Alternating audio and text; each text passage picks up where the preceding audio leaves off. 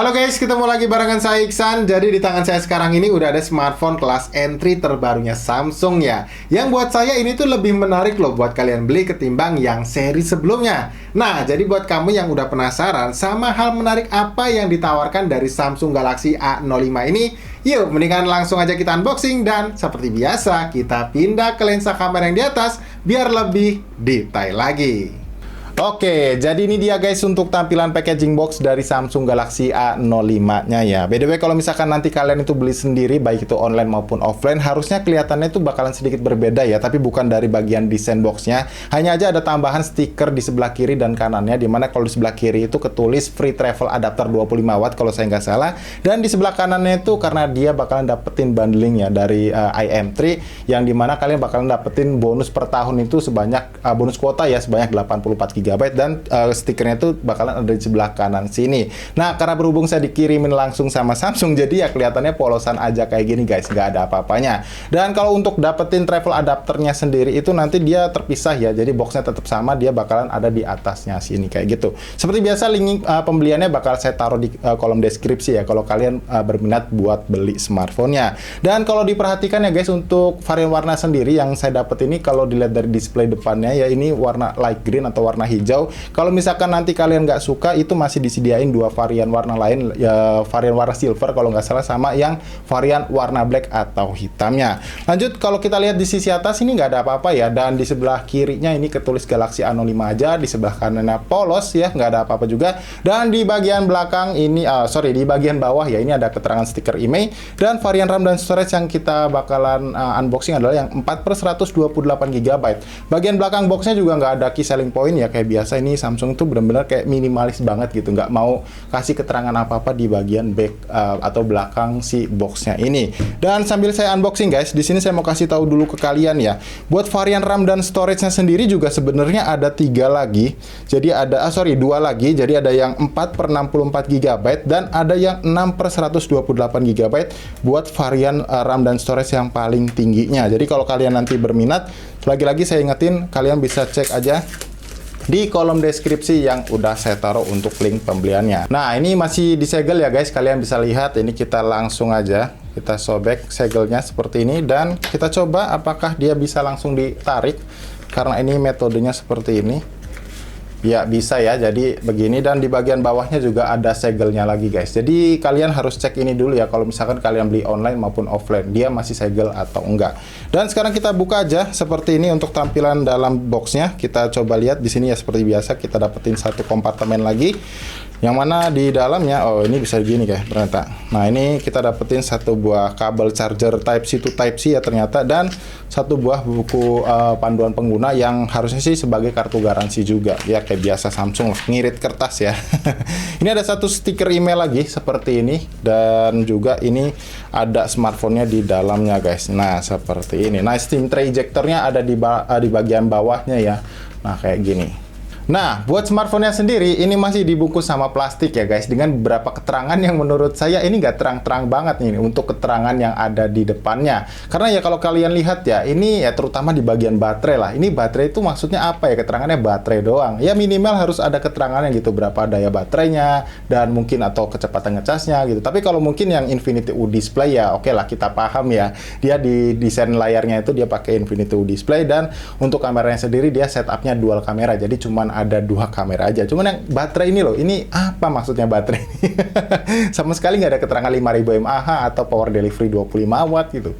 Ini harus diperbaiki sih ya kalau menurut saya. Walaupun kecil kayak gini, itu penting juga lah buat sebuah packaging smartphone. Oke, sekarang kita langsung unboxing aja guys, karena saya juga udah mulai penasaran ya. Walaupun kalau dilihat secara look sekilas ini masih mirip sepertinya dengan seri A0 yang lain yang pernah kita coba ya. Dan ya bener aja, feel-nya di genggaman masih sama. Oke, kita kletek lagi satu stiker terakhir ini. Oh, tapi feel-nya agak beda guys.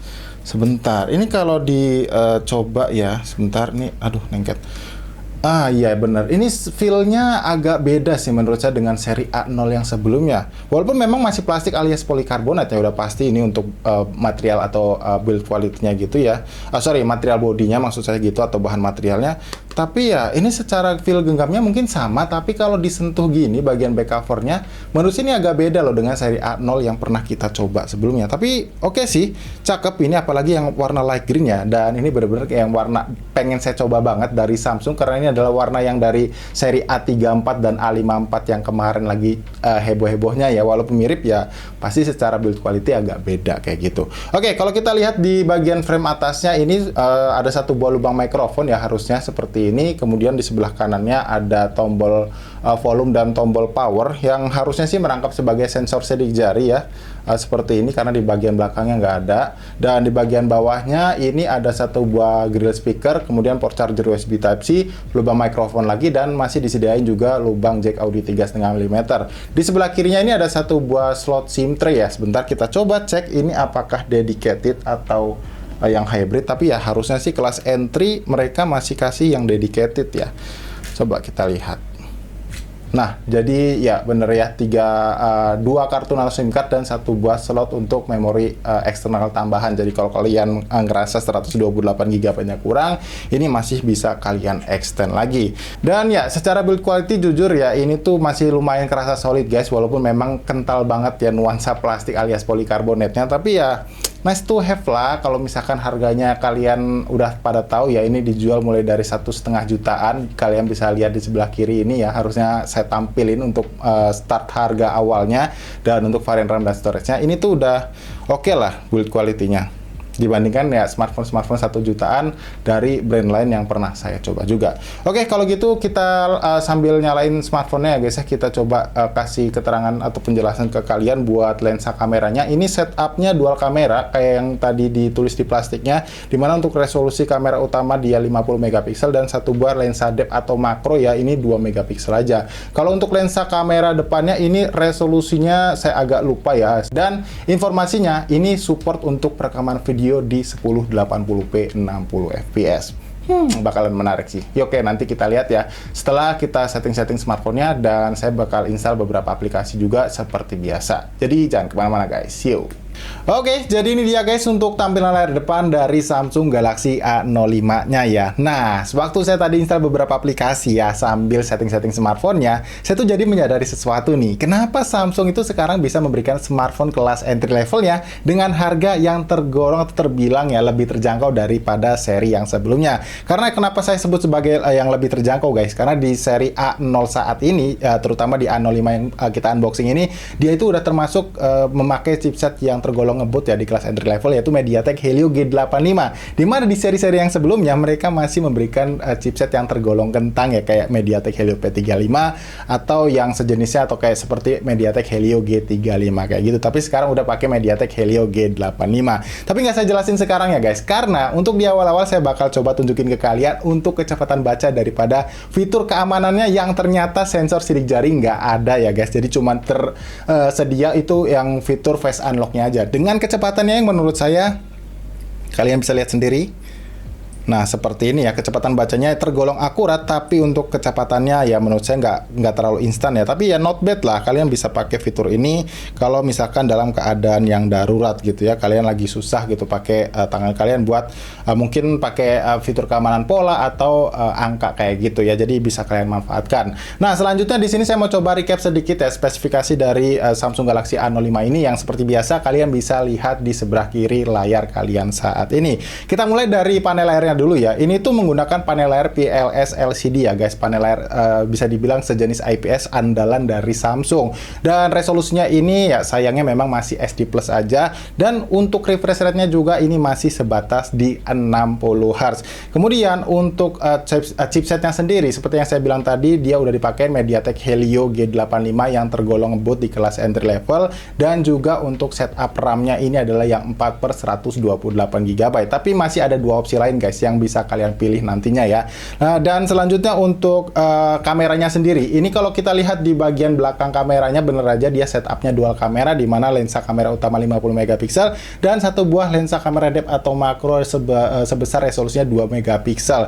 Lalu di bagian depan layarnya sini ya, ini desainnya Infinity U display dengan satu buah lensa kamera yang resolusinya 8 megapiksel untuk lensa kamera depannya. Untuk fitur-fiturnya ya ini sayangnya nggak ada fitur NFC, USB, nggak ada stereo speaker, dan juga nggak ada sensor sidik jarinya tadi. Tapi masih disediain juga satu buah fitur yang mungkin untuk ya beberapa orang aja sih ya, nggak semua orang suka atau pakai. Ini masih disediain untuk yang namanya fitur RAM Plus alias ekspansi RAM virtual, yang kalau kita cek dia bisa sampai di 4 GB guys. Nah, secara default dia terpakai 4 GB, sorry. Nah, seperti ini ya. Dan ya, selanjutnya di sini saya mau coba tunjukin ke kalian. Pertama kali ya kalian nyalain smartphone-nya atau ya belum sama sekali dikoneksikan dengan jaringan internet ya. Jadi masih bersih banget ya, dan nggak ada update atau apapun. Ini tuh untuk memori yang terpakai hanya sebanyak 25,9 GB, dan dikurangin fitur RAM Plus tadi ya guys, harusnya yang udah secara default atau di awal nyalain itu dia udah aktif sebanyak 4 GB, yang artinya memotong memori internal kalian sebanyak 4 GB. Jadi at least kalau misalkan kalian matiin fitur RAM Plusnya, ini tuh cuman kepake sebanyak 21 GB aja. Sebenarnya sih masih tergolong cukup rendah ya, tapi kalau dibandingin dengan brand-brand lain masih selisih sekitar 3-4 GB, jadi ya masih lebih tinggi sedikit lah dari Samsungnya ini. Dan kalau kita perhatikan untuk UI-nya sendiri, ini dia memakai UI yang paling baru ya sebetulnya. Kita coba cek tentang ponsel, dan kita cek di informasi status. Nah, bukan informasi status, kita coba lihat di informasi perangkat lunak. Ternyata dia menggunakan yang versi Core guys. Jadi ya walaupun One UI-nya udah 5.1, tapi dia yang versi Core alias yang bisa dibilang ya versi lebih ringannya dari One UI. Kemudian untuk versi Android-nya juga udah versi yang paling baru ya, yaitu Android 13. Dengan untuk keamanan sistem patch-nya dia masih di bulan Juni ya 2023 seperti itu. Untuk jaminan update software-nya sendiri, informasinya dia bakalan dapetin 2 kali update OS major ya. Jadi Android-nya itu bisa sampai di Android 15, serta untuk security patch-nya atau keamanannya bisa sampai di 4 tahun. Jadi ya nice banget lah kalau kalian mau cari smartphone murah tapi yang bisa dipakai dengan umur yang cukup lama atau cukup panjang kayak gitu. Dan kalau kita lihat untuk ya aplikasi bloatware-nya atau tampilan UI-nya ya seperti ini guys, khas Samsung banget ya, clean dan ringkes banget memang ya. Ini masih jadi primadona banyak orang sih untuk tampilan software UI-nya sendiri. Yang setuju ya bisa lah tulis di kolom komentar aja di bawah. Dan memang saya juga tergolong yang suka ya menggunakan tampilan software One UI dari Samsung ini. Nah, kemudian kalau kita cek untuk aplikasi kamera bawaannya guys, di sini kalau kita lihat ya untuk menu-menunya sendiri ini cukup lumayan basic lah ya. Ada mode foto, potret, video. Kemudian kalau kita cek untuk di lainnya sendiri, ini menu-menunya juga terbilang cukup standar, jadi nggak terlalu komplit kayak di seri mid-range maupun flagship mereka. Tapi paling nggak di sini masih disediain untuk mode Pro-nya sendiri ya guys, kalian bisa lihat. Dan ya untuk kamera belakang bisa menggunakan mode Pro. Kalau kita pindah ke lensa kamera depan ya sepertinya nggak bisa. Jadi terbatas di lensa kamera belakang atau utama aja. Dan kalau kita cek untuk perekaman videonya sendiri, nah klaimnya mereka kan ada 1080p 60 fps nih. Kita coba lihat ya. Dan ternyata beneran ada guys untuk lensa kamera belakangnya Full HD 60 fps. Ini cukup jarang sih Samsung bisa kasih fitur kayak gini di smartphone entry level mereka. Tapi kalau kita lihat untuk lensa kamera depannya apakah bisa 60 fps juga? Ternyata nggak ada ya. Jadi cuman di lensa kamera utamanya aja yang 50 megapiksel tadi. Nah, karena tadi saya udah install beberapa aplikasi ya guys, tentunya yang seperti biasa kayak ada AnTuTu Benchmark, kemudian Multitask Tester dan Sensor Box. Di sini saya mau tunjukin ke kalian nih untuk skor AnTuTu Benchmark dari Samsung Galaxy A05-nya. Yang kalau kita lihat dia bisa mendapatkan atau menghasilkan skor AnTuTu Benchmark versi 10.0.10 di 200 ribuan guys, 230 ya alias ya 200.030, agak susah nih malah sampai nyebutinnya ya. Dan untuk detail skornya seperti ini. Untuk 3D light 3D bench light-nya ini dia pakai yang versi light, maksudnya 3D benchmark-nya dia pakai yang versi light guys. Jadi bukan yang versi reguler atau yang biasa ya. Dan kalau kita buka atau cek untuk sensornya, sensor-sensornya sendiri, kita lihat ya. Ini saya belum ngecek sebelumnya juga. Ini kalau dilihat, iya. Sayangnya lumayan banyak yang absen ya, termasuk sensor gironya. Jadi bahkan untuk virtualnya juga nggak ada. Jadi benar-benar di lock banget tuh, giroskopnya nggak ada ya.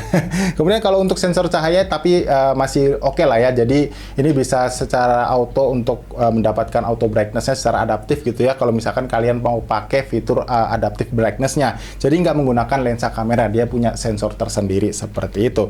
Untuk sentuhan jarinya, biasanya sih kalau Samsung mereka udah ini ya minimal 10 sentuhan jari. Cuman ya kita lihat Ya, ternyata benar aja bisa 10 guys. Ya, walaupun ya lagi-lagi siapa sih yang mau menggunakan 10 jari di atas layar sebuah smartphone dengan ukuran yang seperti ini. Oke, jadi saya rasa cukup kayak gitu aja ya guys untuk video unboxing kita soal Samsung Galaxy A05-nya ini. Dan semisal kalian tanya gimana impresi awal saya soal HP ini sih, jujur ya, kalau misalkan kalian memang cuma punya budget terbatas, tapi kalian butuh sebuah smartphone yang punya possibility atau kemungkinan gitu ya, yang bisa digunakan dalam waktu yang cukup panjang, ini sih masih bisa jadi alternatif yang oke untuk kalian beli guys, karena jaminan update software sampai 4 tahunnya tadi ya.